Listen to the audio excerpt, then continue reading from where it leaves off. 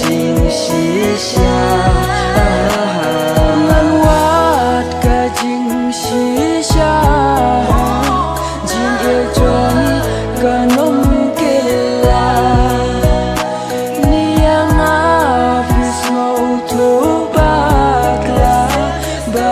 ngan wat ka jing shisha ngan wat ka jing shisha jing e jon